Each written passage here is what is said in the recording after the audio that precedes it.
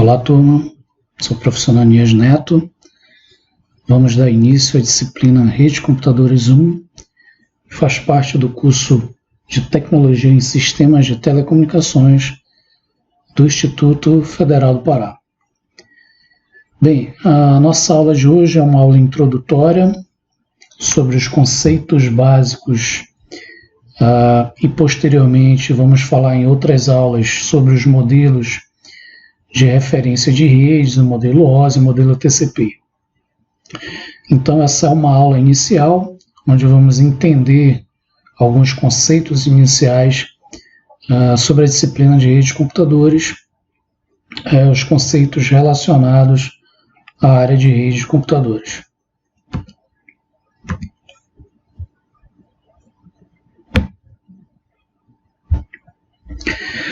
Ok, o objetivo da nossa disciplina é conhecer os principais tipos de redes de computadores. Então, inicialmente vamos estudar na parte introdutória alguns conceitos e relacionar com os tipos de rede, relacionar com as suas respectivas características. Então, cada tipo de rede eu vou ter um conjunto de características específicas, aplicações, tipos de processamento, exemplos específicos de rede, quanto à sua abrangência geográfica, vão envolver aí as características de uma rede. Em seguida vamos entrar no estudo dos modelos de referências que são utilizadas em rede de computadores. Aí nós temos o modelo OSI e o TCP/IP. E aí, mais à frente, vamos iniciar o estudo das camadas de rede, camada de transporte e camada de aplicação. Então, na aula de hoje, vamos iniciar a unidade 1, conceitos básicos e modelos de referência TCP/IP. Então, inicialmente, vamos estudar os conceitos básicos de rede. Nesses conceitos, vamos ver uma visão geral, um histórico sobre as redes de computadores, entender como tudo surgiu, os tipos de processamento. Logo em seguida vamos ver a questão das topologias e em uma próxima aula, aulas mais posteriores, vamos ver alguns tipos específicos de redes e encerrando essa unidade vamos ver os modelos de referência, modelo de referência OSI e o principal TCP/IP. Ok, gente, então vamos lá. Vamos ver uma visão geral sobre rede de computadores, entender o que é uma rede de computadores, qual é o seu objetivo, para que serve, suas aplicações. Tá?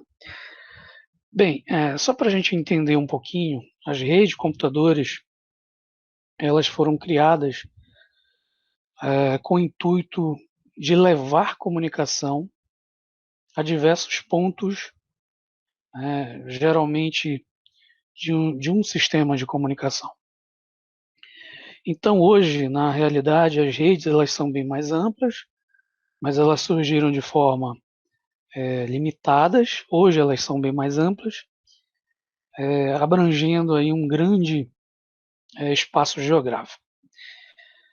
Bem, podemos dizer que uma rede de computadores ela vai constituir.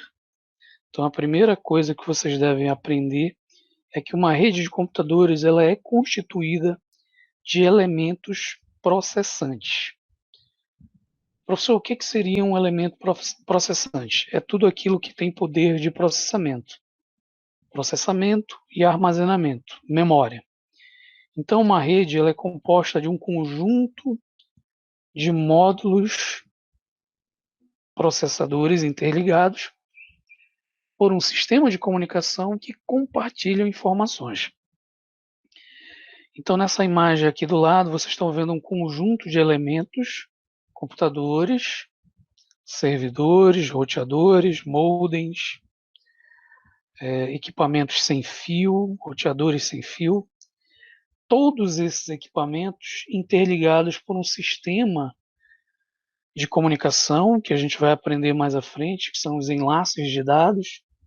Por exemplo, uma fibra óptica, um cabo coaxial ou um par trançado, ou um sistema sem fio, uma comunicação via ondas eletromagnéticas, via ondas de rádio, estabelecendo um enlace sem fio. Então, esse é o conceito de uma rede de computadores.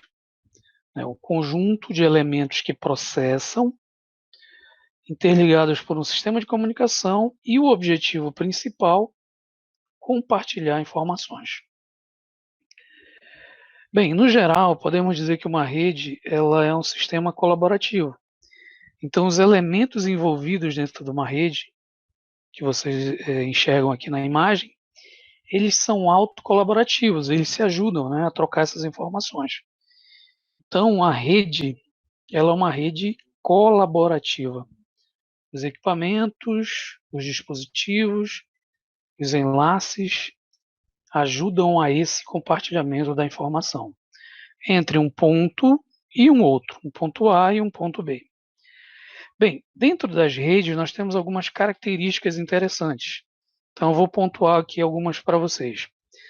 A primeira característica de uma rede é a questão da motivação econômica. Então, utilizando-se uma rede de computadores, você pode reduzir custos. Então, por exemplo, numa empresa, numa organização, se você tem vários departamentos e esses vários departamentos necessitam de vários equipamentos, com o uso de uma rede, você reduz a usabilidade desses equipamentos. Por exemplo, uma impressora. Uma impressora conectada em rede, ela pode ser utilizada por vários departamentos e não, por exemplo, uma impressora para cada departamento. Então você reduz custo. Uma outra característica é a relação custo e desempenho, né, que a gente chama de relação satisfatória. Então, você investir numa rede, você gasta um valor específico, mas, no entanto, você tem um retorno de desempenho. Então, ela te dá uma relação de desempenho e custo satisfatório. Então, se você colocar na ponta do lápis e investir numa rede de comunicação, onde você vai prezar pelo desempenho, que a gente vai aprender mais lá na frente o que seria um desempenho de uma rede, mas adiantando para vocês, o desempenho de uma rede a rede foi montada para aquele objetivo e ele está atendendo aquele objetivo, dentro das métricas, dentro da sua vazão, dentro do seu atraso, dentro do compartilhamento das informações, observando um custo baixo e satisfatório para uma organização ou para uma empresa. Uma outra característica interessante dentro das redes é que uma rede ela pode proporcionar o que a gente chama de maior tolerância a falhas. Professor, o que seria tolerância a falhas? Hoje as redes elas foram criadas com o intuito de demonstrar o que a gente chama de redundância de recursos. Então, um exemplo, se você tem aqui nessa imagem 2 servidores, como vocês estão vendo, e um servidor atende, por exemplo, 10.000 usuários e o outro também, e por algum motivo, alguma falha, algum sinistro da rede, digamos que esse servidor falhe, a rede vai estar preparada para atender os 10.000 usuários que estão aqui e direcioná-los para o outro servidor. Então, isso é o que a gente chama de tolerância a falhas. Então, a rede hoje ela é preparada para gerar o que a gente chama de tolerância a falhas. E como é que se gera a tolerância a falhas? Criando redundância, criando cópias. Se um dispositivo falha, você tem outro dispositivo para prover o serviço.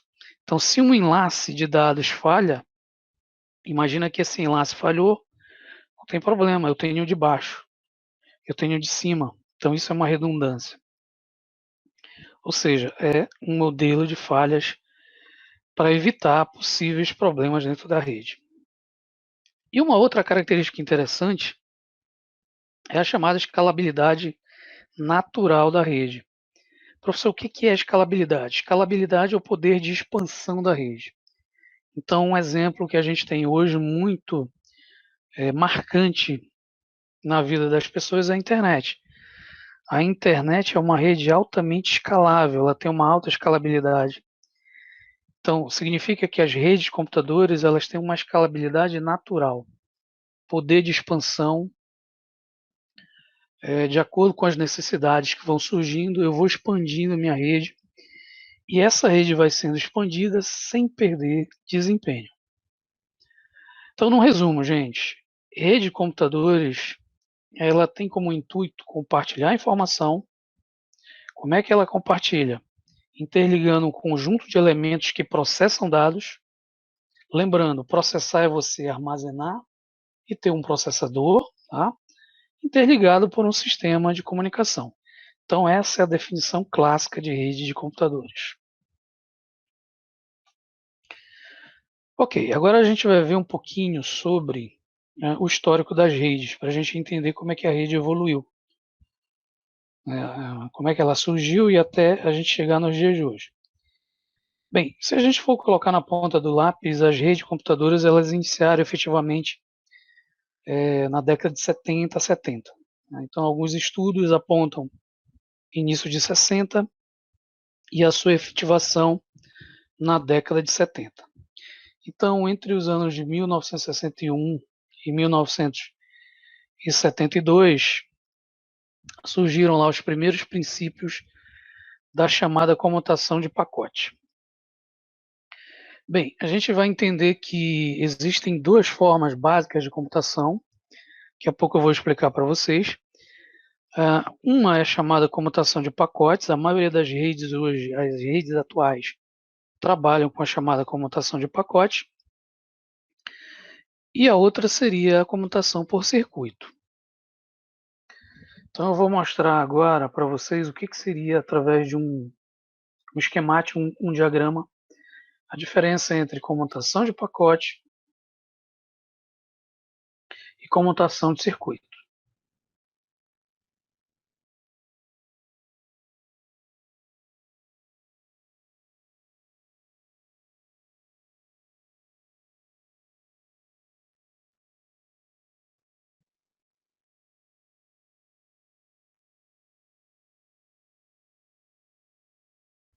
Só um instante, gente. Eu vou botar a tela aqui para a gente representar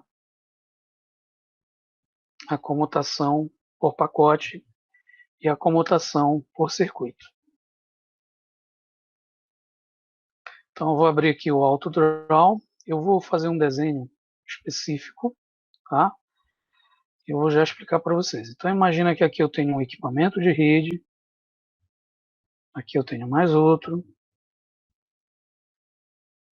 Deixa eu baixar um pouquinho eles. Eu vou criar mais um equipamento aqui. Mais outro aqui. Um quinto aqui. E vou criar um sexto aqui, tá? Aqui eu vou chamar de ponto A. Eu vou trocar aqui a cor. Ok, então aqui vai ser meu ponto A.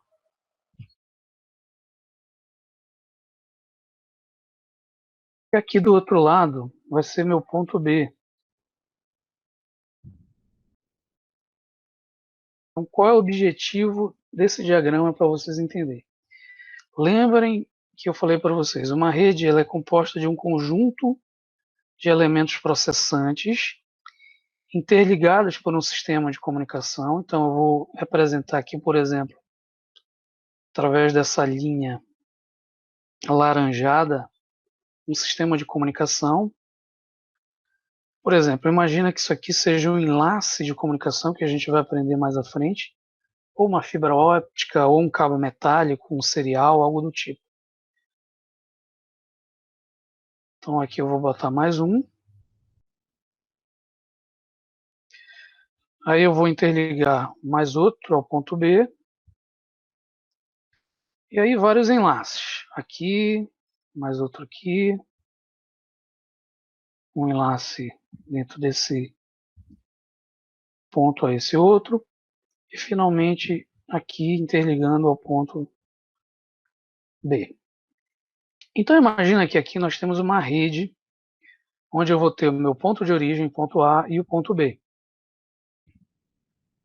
Quando a gente fala em comutação, você está realizando o que a gente chama de troca.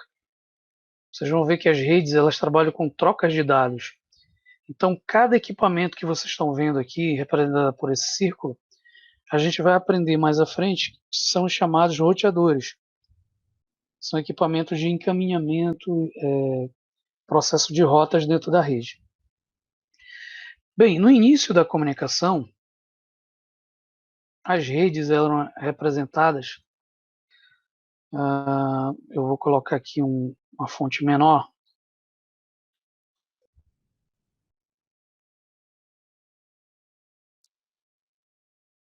pela comutação por circuito. Bem, a minha comutação por circuito eu vou representar ela em vermelho, tá? O que é comutar por circuito, gente? Imagina que você vai transmitir de A para B. Antes de estabelecer um processo de transmissão de A para B, eu preciso fechar um circuito entre esses dois pontos. Então, a comutação por circuito é você estabelecer um circuito inicial e esse circuito não muda mais. Então, imagina que o circuito foi estabelecido de A para B por esse caminho aqui por cima. Então, estou representando ele em vermelho. Significa que toda transmissão que for ocorrer de A para B, via comutação por circuito, tem que ser realizada somente por esse caminho. E qual é o problema dessa comunicação? Se ocorrer, por exemplo, um problema aqui, vou representar por esse X roxo, esse problema pode ser um gargalo, um congestionamento. A comunicação entre A e B vai ser afetada porque eu tenho um circuito pré-determinado onde ele não muda mais. Então esse é o problema da comutação por circuito. Bem, a outra comutação, vou representar aqui em verde,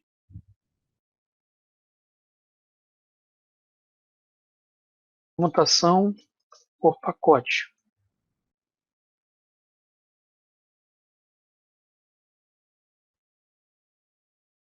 Então a minha comutação por pacote, eu vou representar ela aqui em verde, tá, gente? Vou botar ela aqui mais abaixo. O que acontece com a comutação por pacote? Hoje, a grande maioria das redes trabalham com comutação por pacote. Comutar pacote é você estabelecer mudanças dentro da rede, onde esse pacote vai passar por vários equipamentos até chegar no meu destino.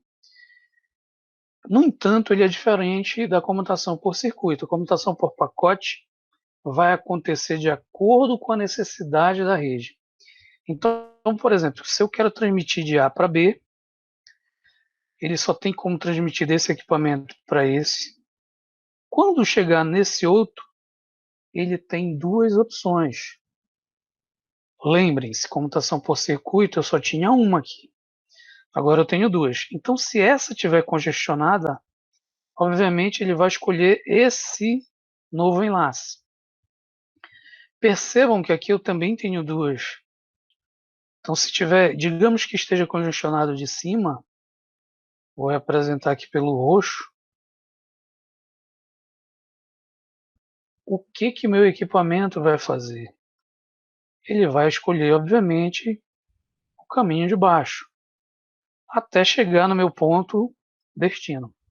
Significa que a comutação por pacote ela é mais interessante? Porque ela vai determinar o melhor caminho de acordo com as políticas da rede, de acordo com a necessidade da rede, os problemas da rede. Então essa é a grande diferença entre comutação por circuito e comutação por pacote. Bem, exemplo de comutação por circuito seriam os circuitos telefônicos convencionais. Você fazia uma chamada telefônica antigamente, você queria falar de um ponto para outro, você tinha que estabelecer essa conexão e essa conexão não mudava mais. Exemplo de comutação por pacote. As redes hoje, a internet é um grande exemplo, onde os equipamentos trocam dados através de roteamento de pacote, criando esse caminho de acordo com a melhor necessidade possível. Ok? Vou retornar a apresentação para a gente continuar os conceitos.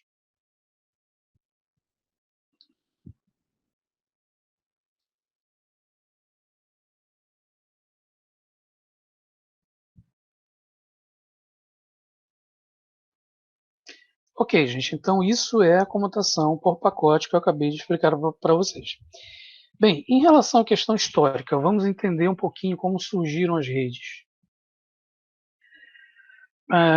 As redes, elas surgiram de uma teoria chamada teoria das filas. Ela foi implementada em 1961 por uma pessoa chamada Leonard Kleinrock. Tá? O Kleinrock ele desenvolveu aí a sua tese de doutorado através da teoria das filas. Então vocês vão ver que uma rede ela nada mais é que uma teoria de filas. Professor, o que é uma teoria de filas? A teoria de filas ela determina, por exemplo, que um sistema de rede, por exemplo, que tenha uma entrada de um sistema de comunicação, ele vai ter uma determinada demanda. E essa demanda ela vai depender dos recursos da minha rede, dos recursos dos meus enlaces, por exemplo.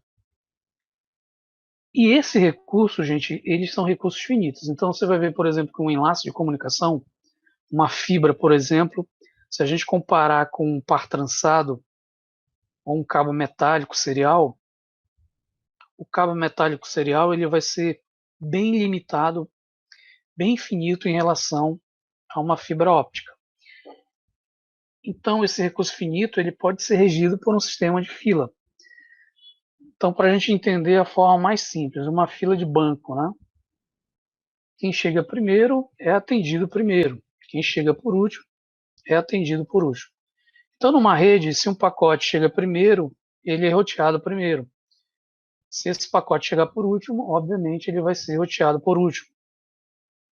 Então, isso vai gerando lá várias teorias das filas, que são os processos de escalonamento, que depois eu vou mostrar, por exemplo, no roteador, né, no processo de roteamento de um roteador.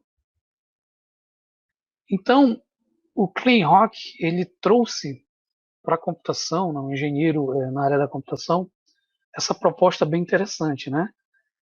Quando qualquer sistema em que uma entrada tem uma demanda, né, uma rede tem uma demanda, um enlace, por um recurso finito, um enlace metálico ou de fibra, ele pode ser regido por um sistema de fila. Bem, em 1964, o Baran ele realizou a computação por pacote em redes militares, né? E aí se criou a chamada ARPANET,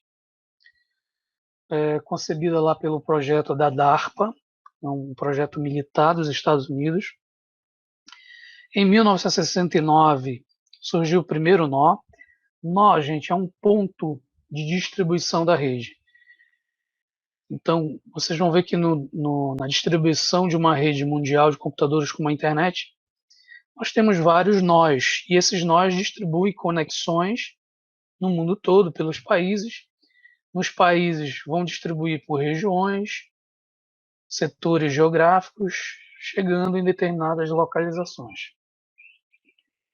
E aí, em 69, foi criado o primeiro nó da ARPANET operacional. Em 1972, a ARPANET ela foi demonstrada publicamente.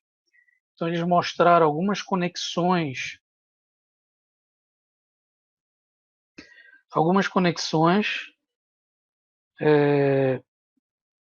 publicamente, né, para todos. justamente para mostrar o poder de uma rede, né, o poder de uma rede interligando vários nós. Bem, neste mesmo ano foi criado o primeiro protocolo, o NCP, Network Control Protocol. Só para a gente entender o protocolo, a gente vai ver mais à frente, mas ele vai determinar uma linguagem de comunicação à rede, então ele é muito importante. E aí, nesse ano, foi criado o NCP, o primeiro protocolo de comunicação hospedeiro-hospedeiro, né, interligando um equipamento a outro, estabelecendo uma regra de comunicação entre equipamento e equipamento. Esse mesmo ano foi criado um serviço que a gente usa até hoje, então o primeiro programa de e-mail, troca de mensagens instantâneas, né, que na época não era tão instantânea assim. E aí nesse ano também a ARPANET ela surgiu com a sua expansão, crescendo aí para 15 nós. Bem, a ARPANET, gente, ela era um conjunto de pontos específicos nos Estados Unidos, universidades, instituições de pesquisa, que trocavam informações nesses 15 nós, envolvendo aquilo que eu mostrei lá no início da aula, né, o conjunto de elementos processantes interligados por um sistema de comunicação, trocando informações entre si.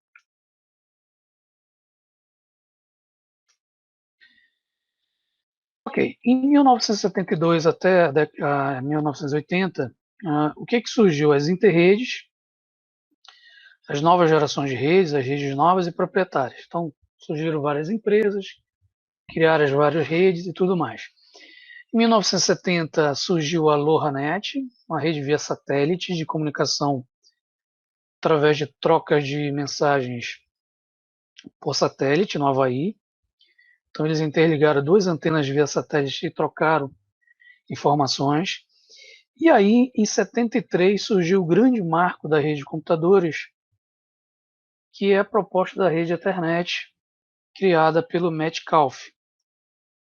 O que seria a rede Ethernet, gente? A rede Ethernet ela é uma rede que propunha um sistema de enlace, um sistema de comunicação que Metcalfe propôs na sua tese de PhD, um meio que vocês estão vendo aqui nesse desenho, esse meio amarelo, que ele chamou de éter, que teria a possibilidade de propagar a informação de todos os elementos conectados a esse éter.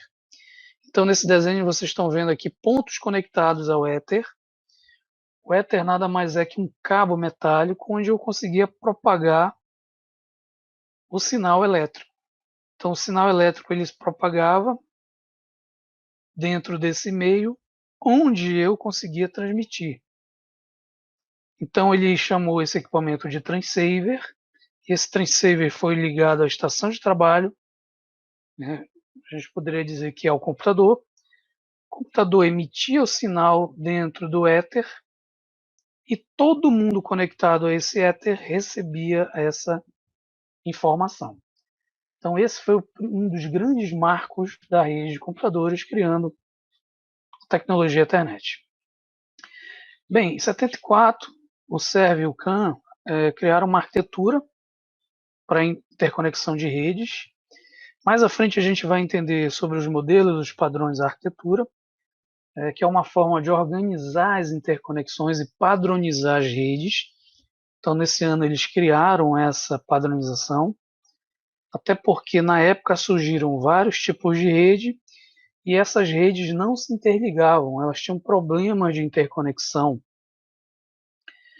E aí, para resolver esse problema de interconexão, tiveram que se criar padrões, arquiteturas, modelos para ajudar a essa interconexão. Bem, final de 70 surgiram arquiteturas proprietárias, como a DECnet, o SNA e a XNA da Xerox ou Xerox, né? A comutação com pacotes de tamanho fixo é determinado pela rede ATM, que é uma rede que trabalhava com fibra, muito interessante na época. Em 79, a ARPANET expandiu para 200 nós. Então, imaginem, De 1 nó foi para 15, de 15 depois uma expansão maior para 200 nós. Lembrando, esses nós eram pontos geográficos específicos, geralmente universidades, centros de pesquisas em determinados países. E aí, desses pontos de nós, de conexão, vocês vão ver que surgiu a internet. Então, a internet ela surgiu da ARPANET. Né? A ARPANET se dividiu em duas, a MILNET, que é uma extensão militar, e a ARPANET dos civis. Obviamente que os pesquisadores civis eles evoluíram com a rede, e essa rede se transformou na chamada interrede, que deu nome hoje ao que a gente conhece como internet, que é a rede mundial de computadores. Bem, aí nós tivemos os princípios de interconexão de rede, né, de Cerf e Cal, né, justamente porque eles criaram lá as chamadas arquiteturas. E aí nós tivemos o chamado minimalismo, autonomia das redes, não se exigem mudanças internas para a interconexão de rede, ou seja, qualquer equipamento se comunica com qualquer equipamento. As redes elas vão ter lá o que a gente chama de modelo de serviço de melhor esforço. Então, se eu quero transmitir de A para B, A sempre vai mandar um pacote de dados, ele vai forçar essa transmissão, que a gente chama de melhor esforço. Surgiu o conceito de roteadores sem estado. Então a gente vai aprender mais lá na frente, na camada de rede, que os roteadores são equipamentos essenciais para a comunicação distribuída de uma rede, porque interligam os nós em grandes distâncias. Por exemplo, interligar um país ao outro, eu vou precisar de um conjunto de roteadores. E também o princípio do controle descentralizado. Então vocês vão ver que a arquitetura ela traz o que a gente chama de controle distribuído e não centralizado, tá? A gente vai ver isso mais lá na frente, mas só para adiantar, o que seria um sistema distribuído de rede? Eu não vou depender somente de um elemento processante, e sim de vários elementos que processam. Então, na atualidade, as redes hoje, elas são redes controladas de formas descentralizadas. E aí, nos dias de hoje, nós temos a definição de arquitetura de internet, né, que são modelos e padrões que controlam essas redes e determinam interconexões dessas redes. Bem, mais para os dias atuais, né? 1990 a 2000 surgiu a comercialização da internet. Então, a internet surgiu e foi comercializada na década de 90. A ARPANET, nesse período, ela foi descomissionada, ou seja, a comissão da ARPANET deixou de existir. Então, ela foi desconstituída, né? Descontinuada. E aí, nesse período, surgiu uma organização chamada NSF, que criou a comercialização da web, da internet. E surgiram novas aplicações. Então, por exemplo, na década de 90 surgiu o serviço www, famoso serviço web, né? Então, a propagação das informações através de páginas de internet. E aí se criou lá a forma clássica para trafegar essas informações, que é através de hipertexto. Então, se propagava as informações através de hipertexto. E aí surgiu uma linguagem chamada HTML. Então, as linguagens dos sites, né, que a gente trabalhou no início da internet era criada através da linguagem HTML, que é uma linguagem de hipertexto. O serviço HTTP, né, que é um serviço de propagação de informações, através de um protocolo que a gente vai ver mais lá na frente, que é o protocolo HTTP. Bem, em 94 surgiram os primeiros navegadores, como o Mosaic, depois o Netscape. Para quem não lembra, o navegador é uma espécie de programa, né, que te permite acessar os recursos, as informações como HTML, PHP ou outra linguagem específica. Bem, final dos anos 90, comercialização na web. Por exemplo, no Brasil, chegou lá em 94, 95, né? Ou seja, surgiram aí os grandes provedores de acesso à internet. E aí, no final de 90 a 2000, mais aplicações, né, de mensagens instantâneas, peer-to-peer ou par, né, compartilhamento de dados. E aí surgiram lá os equipamentos hospedeiros em mais de 50 milhões. Depois, mais de 100 milhões de usuários dentro da internet. E, por fim, surgiram os enlaces de backbone, né, operando numa velocidade bem maior. Então, as redes atuais hoje elas trabalham em velocidades de redes de alta velocidade, que são gigabits por segundo. Ok, gente, essa parte histórica é uma parte só para a gente entender a evolução das redes. Agora, bora entender os tipos de processamentos da rede.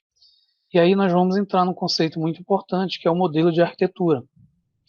Então, como eu falei lá na parte histórica, o modelo ele envolve o posicionamento de suas partes e os relacionamentos entre elas. Traduzindo para vocês, o que seria um modelo de arquitetura de uma rede? Ele vai mostrar como os componentes, os dispositivos estão dispostos, né? Como é que eles estão envolvidos, interligados, e como eles vão se interrelacionar. Então, isso é um modelo, é um padrão. Esse modelo, esse padrão tem que ser seguido por todos os fabricantes, todos os usuários, para que proporcione o que, gente? Interconectividade. Então, o objetivo de um modelo de arquitetura é garantir a interconectividade. Se eu tenho equipamentos de fabricantes distintos, o modelo ele vai garantir que o envolvimento desses equipamentos distintos vão se relacionar, eles vão se interconectar. Então, ele define a forma como os componentes dos sistemas interagem e a maneira como eles são mapeados em uma rede de computadores. E aí nós temos dois modelos clássicos de tipos de processamento, que é o modelo cliente-servidor e o modelo peer-to-peer ou par. Então, bora ver cada um especificamente. Então, vamos lá. Vamos ver os primeiros tipos de processamento modelo cliente-servidor. Como o nome já diz, o modelo cliente-servidor, eu vou ter dois elementos envolvidos. Um que a gente chama de cliente e o outro que a gente chama de servidor. Traduzindo para vocês, o cliente ele sempre vai ser aquele elemento que vai realizar as requisições. Então, ele sempre vai precisar de algum serviço, recurso ou aplicação em um elemento que a gente chama de servidor. Então, o servidor ele vai prover serviços. Então, se a gente for falar de um modo bem resumido. E a definição? O que é a definição do cliente-servidor? É a arquitetura mais simples de processamento, a estrutura na qual eu vou ter processos clientes que interagem com processos servidores, localizados em distintos sites. Sites são localidades, tá? Então, os clientes eles vão solicitar serviços aos servidores. Os servidores, obviamente, se tiverem esses serviços, vão aceitar os pedidos desses processos dos clientes. E aí não possui características de escalabilidade bem definida. Lembrem-se dessa palavrinha que eu falei no início da aula, escalabilidade, poder de expansão. Então, um modelo cliente-servidor, ele é limitado em escalabilidade. Professor, por que ele é limitado? Porque eu tenho elementos específicos, como, por exemplo, servidor. O servidor, ele vai prover esse serviço, então ele tem limite de expansão. Então, a escalabilidade dele é limitada. Depois a gente vai ver alguns exemplos de cliente-servidor para vocês entenderem a questão de processos clientes solicitarem recursos a processos servidores. Mas adiantando um exemplo que a gente vê diariamente na internet. Quando você acessa um servidor de um site específico, você naquele momento é um cliente solicitando um recurso uma página a um servidor. Então, o teu processo é o processo cliente, que interagem com o processo servidor, que vai prover o serviço e devolver essa informação para o cliente. Bem, aí nessa imagem nós temos o resumo do modelo cliente-servidor. Você vai ter vários clientes interagindo com um servidor, por exemplo. Nada impede de também eu ter vários servidores, tá? Mas geralmente eu tenho vários clientes interagindo com o servidor. E os clientes, eles vão trocar informações com os servidores através do que a gente chama de invocação, requisição. O servidor processa e ele devolve um resultado, que a gente chama de reply. Então você tem uma requisição, um request, você tem um resultado que é um reply.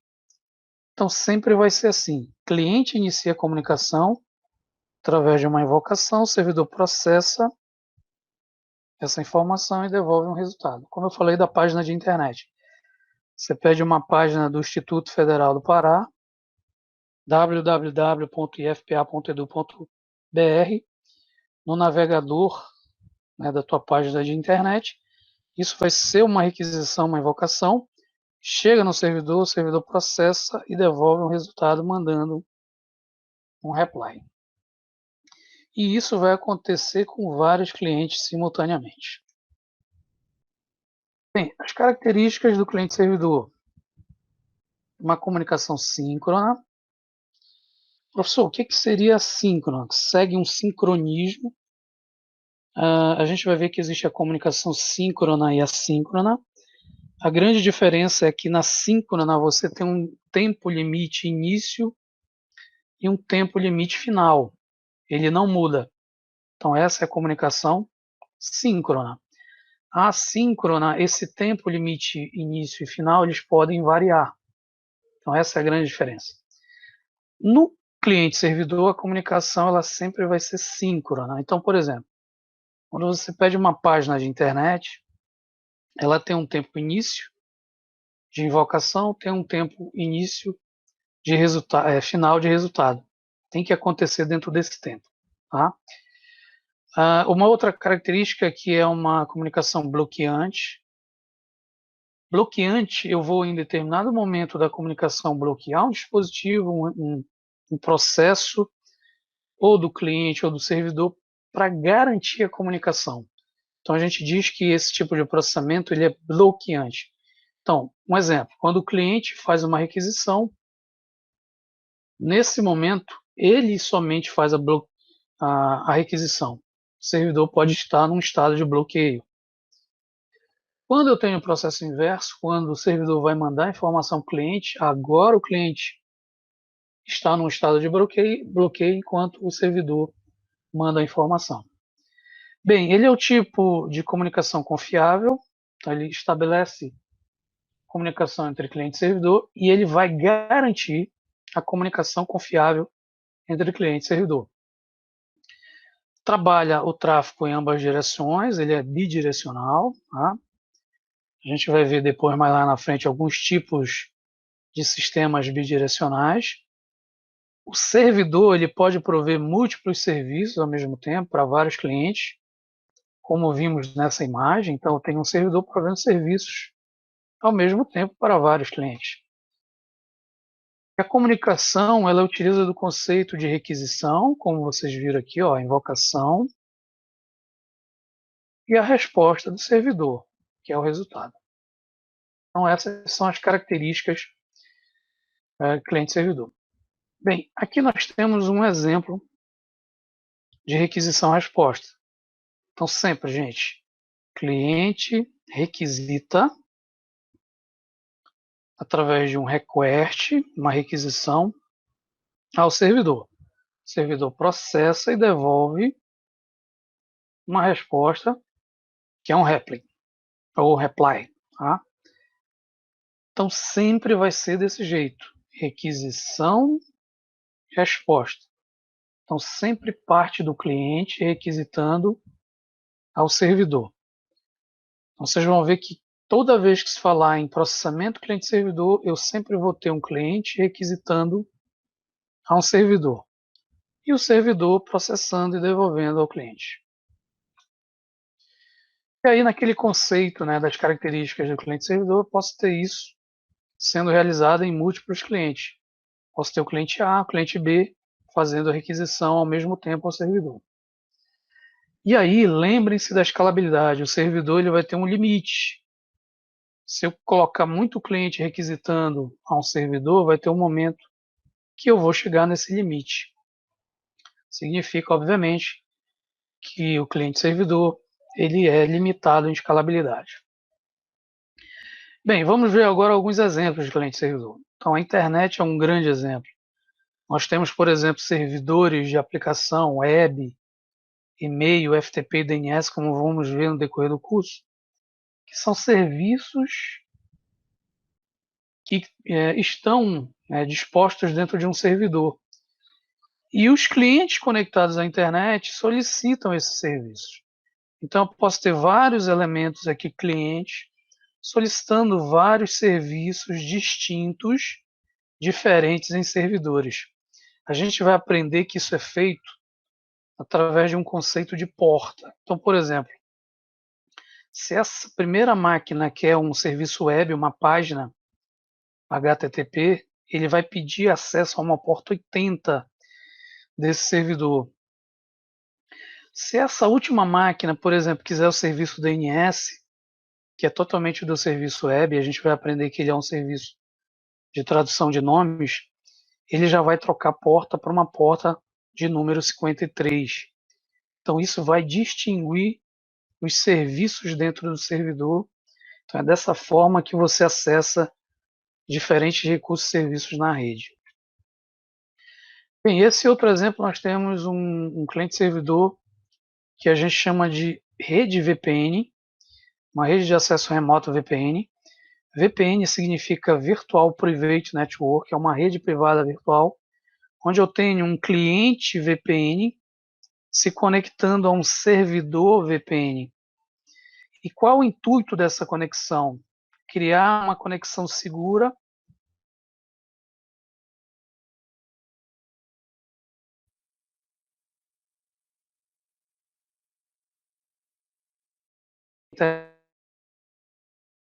rede VPN, o que ela procura criar? Ela procura criar um túnel virtual criptografado entre cliente e servidor, garantindo uma conexão segura entre os dois pontos. Bem, nesse outro exemplo, nós temos um mapa lógico de rede representando vários servidores, né? Servidor de e-mail, servidor web, servidor de autenticação, um servidor que a gente chama de firewall, que é um servidor de proteção, que eles têm aplicações específicas para determinadas redes.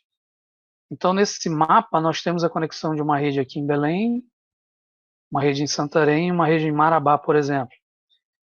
E aí, para que essas redes se comuniquem dentro de uma segurança, nós vamos ter os servidores de autenticação para garantir segurança da troca de dados entre esses equipamentos. E isso é feito através de um modelo cliente-servidor. Bem, um outro tipo de processamento são os modelos peer-to-peer. Então, qual é a grande diferença para a gente entender do cliente-servidor?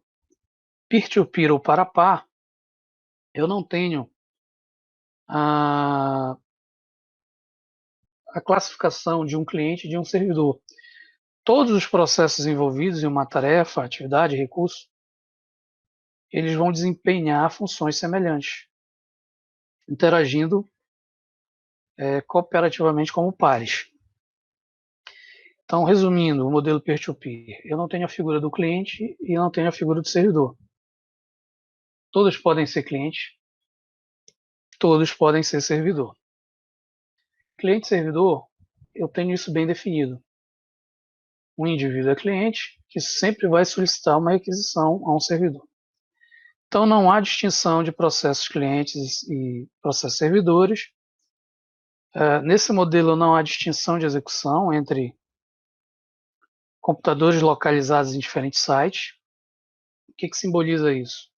O sistema é um sistema distribuído, Então, os recursos vão estar distribuídos geograficamente. Então, um grande exemplo é a internet, né? E o modelo, ele trabalha o que a gente chama de réplicas, redundâncias, que são realizadas constantemente. Então, os pares, eles são propagados para aumentar a escalabilidade da rede. Então, percebam que a rede é altamente escalável, porque eu tenho réplica de pares. E esses pares são organizados constantemente, gerando um sistema altamente amplo. A possibilidade de distribuição de objetos, né, através dessa alta distribuição, e aí dessa forma um modelo mais complexo. Bem, principal vantagem do peer-to-peer em relação ao cliente-servidor, gente. Sua grande vantagem em relação à computação cliente-servidor é possibilitar colaboração direta entre os usuários, sem depender de servidores administrados. Cliente-servidor, gente, eu sempre vou depender do servidor. Peer-to-peer, eu não tenho essa visão centrada no servidor. Todos os pares podem ser clientes, todos os pares podem ser servidor. Então, eu não vou depender apenas de um servidor. Então, essa é a grande vantagem. Então, por exemplo, se um par que está trabalhando como servidor falha, eu posso ter um outro par que também vai ter a mesma função do servidor. Então, ele é um sistema altamente colaborativo, né, para os usuários.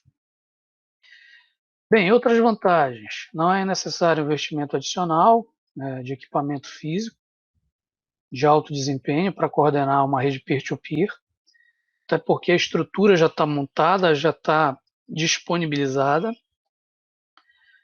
A rede peer-to-peer te possibilita agregar e utilizar capacidade, processamento e armazenamento, que fica subutilizada em máquinas ociosas. Então, se um determinado par não está atendendo ninguém e um outro está atendendo um grupo e ele está subutilizado, né? Essa que não está atendendo ninguém, eu posso tirar o sobrecarregamento de um par e passar para o outro. Então, isso é uma vantagem interessante. E aí, dessa forma, nós temos um sistema altamente robusto a falhas. E aí o peer-to-peer apresenta benefícios marcantes de escalabilidade, né? Maior número de usuários, de equipamentos, capacidade de rede, aplicações e capacidade de processamento. Bem, essa imagem resume o modelo peer-to-peer. Você tem vários pares, são os peers. Né? Dentro dessa caixinha você tem esses símbolos que representam os processos dos pares, como se fossem as requisições de clientes e servidores, para a gente entender. No entanto, gente, o modelo peer-to-peer, esses pares, eles não são definidos como cliente e servidor. Esse peer, em um determinado momento, o peer 1, ele pode ser, num determinado momento, um cliente. Em um determinado momento, esse peer 3 pode ser um servidor. E aí o peer 1 faz uma requisição para o peer 3 e eles trocam essas informações. Só que isso é feito numa escala altamente alta, uma expansão muito grande, justamente porque eles trocam informações nas chamadas réplicas. Então, o que eu tenho num par, eu posso replicar em outro. E aí esse quarto par pode compartilhar essas informações. E com isso você tem uma alta disponibilidade dos dados dentro de uma rede dessa. No entanto, vocês vão ver que é uma rede altamente complexa, porque agora eu vou ter muitos pares e esses pares precisam ser gerenciados. Bem, alguns exemplos de peer-to-peer. Um dos primeiros exemplos foi uma aplicação chamada de Napster. A aplicação Napster, ela tinha como função compartilhar informações entre máquinas específicas dentro de uma rede, né, da internet, por exemplo, onde você tinha um programa que você poderia, por exemplo, localizar músicas específicas e baixar para o seu computador. Então, isso era feito através da colaboração entre os pares. Então, por exemplo, se a máquina A tivesse um conjunto de músicas específicas e a máquina B não, eu poderia trocar essas informações através de um programa onde essas réplicas eram passadas de uma máquina para outra. Bem, o Napster deixou de existir ali pela década de 90, justamente por questões de direitos autorais, propagação de músicas, né, e tudo mais. Mas foi uma das primeiras implementações dos pares peer-to-peer. Bem, um outro exemplo de modelo peer-to-peer são as mensagens instantâneas. E o ICQ de antigamente, o Yahoo Message, né? Os sistemas de troca de mensagens instantâneas. Você tinha pares de elementos que se comunicavam através de mensagens instantâneas. E aí você conseguia trocar informações entre esses pares através de uma rede altamente escalável. Outro exemplo são os pares de compartilhamento de recursos. Então, sites que em determinados momentos armazenam informações através de um anonimato, gerando alta disponibilidade de conteúdo. E aí, em determinado momento, você fazia o upload ou download daquela informação. Outro exemplo são os sistemas de compartilhamento de arquivos, como, por exemplo, o Kazaa e o Emule, né, que são mais recentes, onde você tinha programas que você compartilhava uma série de arquivos, música, jogos, programas, softwares, né, entre os pares. Então, por exemplo, você utilizando o Emule, você poderia baixar um conteúdo de um par próximo ao seu, e esse mesmo par também baixava um conteúdo para aquela máquina.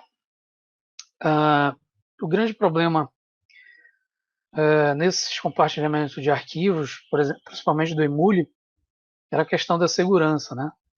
Então você tinha às vezes muito arquivos maliciosos, e você acabava baixando recursos com códigos maliciosos. Bem, e por fim, um outro exemplo de modelo peer-to-peer é a computação distribuída. A computação distribuída, como eu já comentei aqui, ela é uma computação que ela é descentralizada. O que significa isso? Eu não dependo de um único computador como um servidor. Eu tenho, na verdade, um conjunto de elementos de pares distribuídos na minha rede que distribui o poder computacional. E aí um grande exemplo da computação distribuída é o que a gente chama de cluster. Cluster ele nada mais é que um aglomerado computacional, como vocês estão vendo na imagem. Então eu tenho vários computadores, não só um computador. Imagina que aqui é um servidor onde eu tenho vários, na verdade, servidores que vão, através de uma computação distribuída, proporcionar aos clientes, aos pares, quando eles forem clientes, mais recursos, garantindo uma alta disponibilidade. Então, aqui tem um exemplo do cluster da NASA, né? Foi um dos primeiros clusters a serem criados, que é um aglomerado computacional. É você juntar o alto poder de processamento de vários equipamentos para garantir a alta disponibilidade de dados para vários usuários ao mesmo tempo. Ok, gente, essa foi uma das nossas aulas iniciais de conteúdo programático. Agradeço a participação de vocês. Então, deixo aqui o meu contato, meu e-mail, ananiaspeneto@gmail. E até uma próxima aula.